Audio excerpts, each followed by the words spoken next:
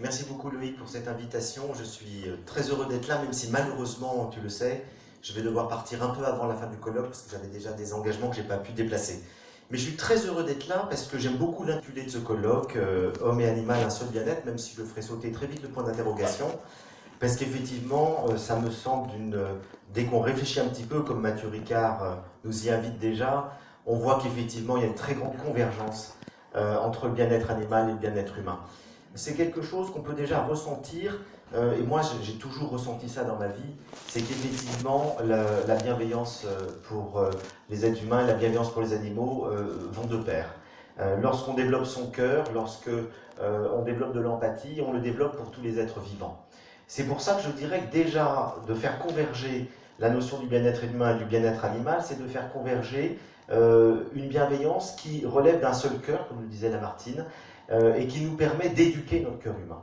Et un certain nombre de philosophes, de penseurs, d'artistes du passé ont souligné très fortement ce point. Un des plus anciens, c'est Ovide, le poète latin, et puis Plutarque, qui est bien autre, ont souligné à quel point, lorsqu'il existait de la cruauté envers les animaux, il existait très souvent aussi de la cruauté envers les êtres humains.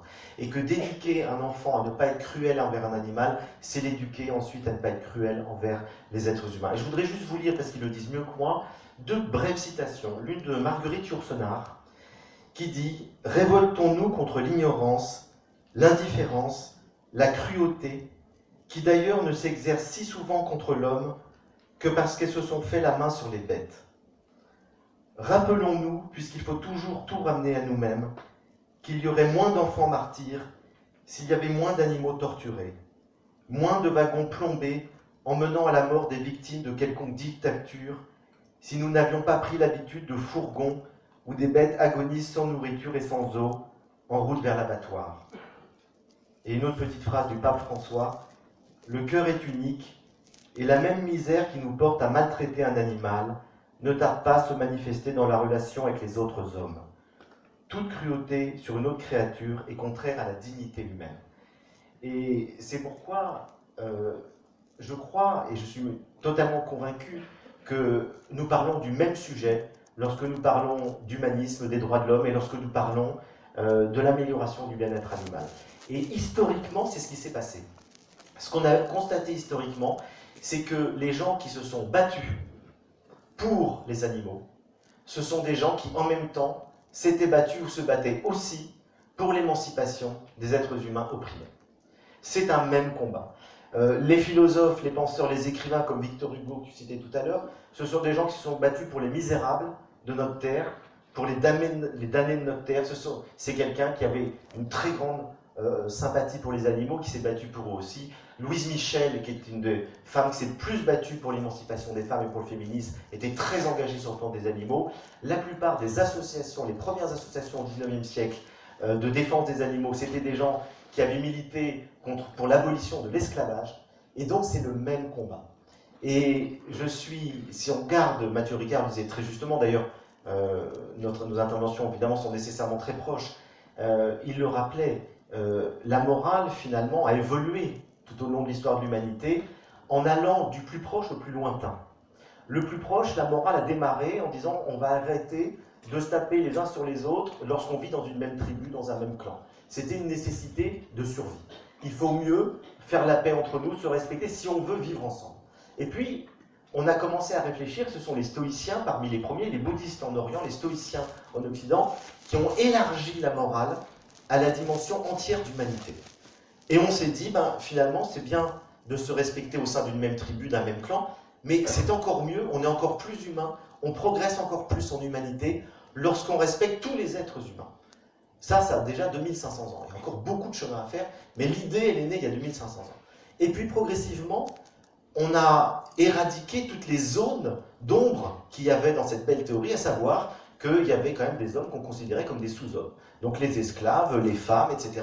Et donc, toute l'histoire de l'aventure morale de l'humanité, c'est une progression qui fait qu'on a étendu le respect, la protection, le droit au bonheur à progressivement tous les êtres humains. Et aujourd'hui, je suis convaincu que le pas décisif qu'est en train de faire l'humanité, c'est d'établir au moins en théorie et en droit. La pratique, il faudra des siècles, comme pour les humains. Au moins d'établir en théorie et en droit le respect de la vie, le droit au bonheur à tous les êtres sensibles. Et c'est Schopenhauer, qui est un philosophe du 19e siècle, il a très bien dit, il disait « le sommet de la moralité, c'est la compassion envers tous les êtres sensibles ». Pourquoi? Parce que c'est beaucoup plus moral d'avoir de la compassion pour un être très lointain, comme un animal qui n'est pas de la même espèce que moi, que, évidemment, pour mon frère, ma sœur, les gens les plus proches de soi. On est d'autant plus moral qu'on respecte un être différent de soi. Et donc, je crois qu'on est en train de franchir ce pas décisif. Alors, évidemment, on le fait d'abord par empathie. C'est parce qu'on aime les animaux qu'on a envie spontanément d'avoir de la compassion et de les respecter et de leur donner des droits. Je parlais tout à l'heure, avant le colloque, j'ai eu le plaisir de parler un peu avec Gérard Lenormand, qui nous fait le plaisir d'être là, et on se disait, on aime les animaux parce que, petit, déjà enfant, on ressentait cet amour pour les animaux. Et donc, je pense que beaucoup d'entre vous, c'est ce qui s'est passé. C'est vous ressentez que quand une abeille, un insecte se noie, on a envie de le sortir. Quand vous avez des petits amis qui torturent des fourmis, vous dites arrêtez, ils souffrent. Donc, pour beaucoup d'entre nous, je dirais, c'est de l'empathie qui fait qu'on s'est engagé dans ce combat pour les animaux. Mais il y a beaucoup de raisons rationnelles de le faire. Et Mathieu Ricard l'a déjà évoqué, je vais reprendre très brièvement 3 points essentiels.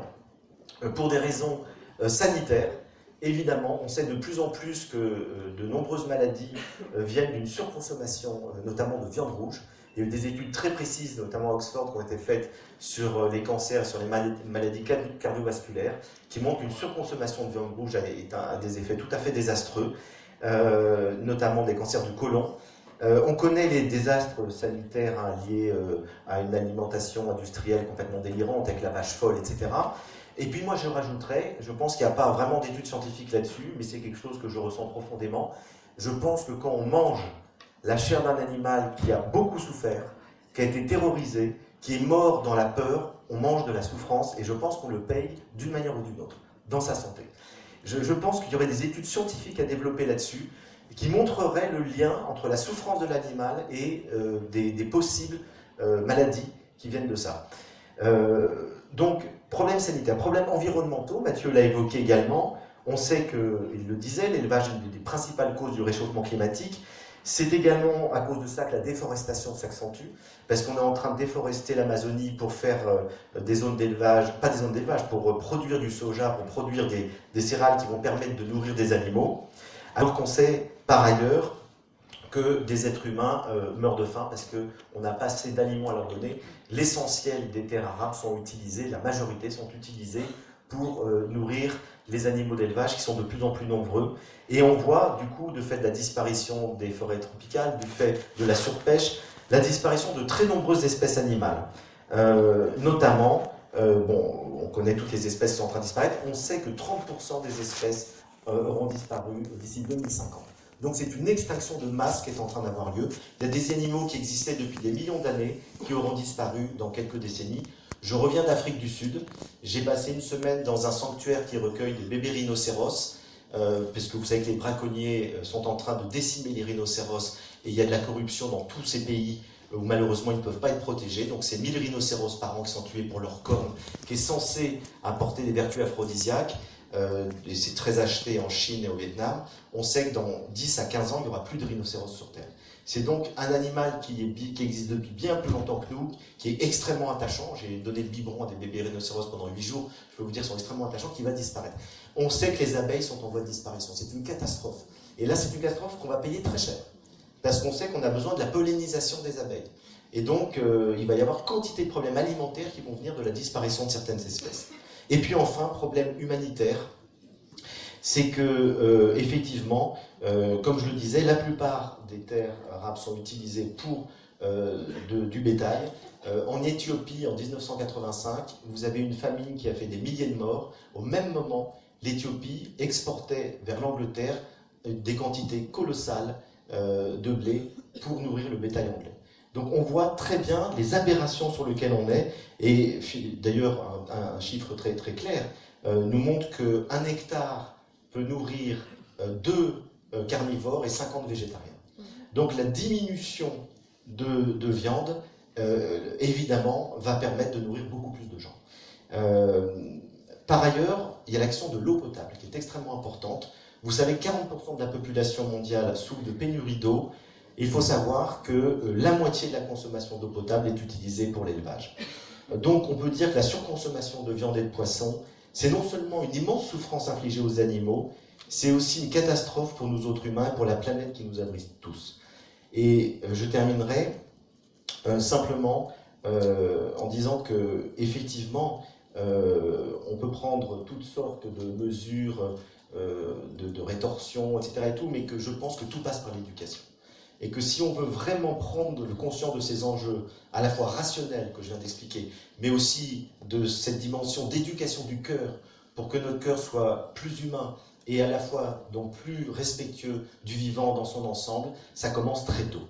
Et ça commence vraiment avec les enfants. Donc moi je travaille, j'ai créé une fondation qui fait des ateliers de philosophie avec les enfants, et dès qu'on parle avec les enfants de la question des animaux, ils sont extrêmement sensibles. Et je pense que l'éducation des enfants va permettre effectivement, progressivement, de changer nos pratiques pour qu'on puisse diminuer progressivement notre consommation de viande et de poisson, qui est encore une fois une catastrophe. Et un dernier tout petit mot, puisqu'on parle de catastrophe pour les animaux dans l'élevage industriel intensif, je voudrais parler aussi de catastrophe pour les gens qui y travaillent. C'est que je n'aimerais pas, vraiment je n'aimerais pas, et je ne souhaiterais à personne de travailler dans un abattoir. Parce que c'est un métier inhumain. Quand vous égorgez à la chaîne des animaux, je ne sais pas quelles sont les traces psychologiques qu'il peut y avoir sur ces personnes qui font ça. Presque aucun Français n'y travaille. Aujourd'hui, ce sont essentiellement des Roumains, des Ukrainiens, des Russes, des Marocains. Plus personne ne veut faire ce travail. Les gens sont très peu formés, ils apprennent sur le tas, ils sont très mal rémunérés. C'est un travail de misère et qui laisse des traces psychologiques très profondes. J'ai vu une étude sociologique, il faudra en faire bien d'autres, qui montre à quel point ce sont des gens très perturbés par ce travail. Alors, il ne faut pas leur lancer la pierre. C'est vrai qu'on voit, les vidéos de L214 montrent qu'il y a des actes de cruauté. On voit effectivement des gens rajouter à la souffrance de l'abattage des souffrances de pure cruauté sur les animaux. À mon avis, ce ne sont pas tous des pervers qui font ça. Je pense qu'il y a des gens qui sont simplement en train de se protéger. Et j'aimerais bien, tout à l'heure, que Boris Cyrulnik, dont je suis très heureux de la présence ici, puisse peut-être nous en dire un mot, mais je crois que psychologiquement, pour supporter de faire un tel travail, il faut se blinder. Et pour se blinder, il faut se dire que les êtres qu'on est en train d'abattre à la chaîne comme ça, ce ne sont pas des êtres sensibles, ce sont des choses. Merci beaucoup.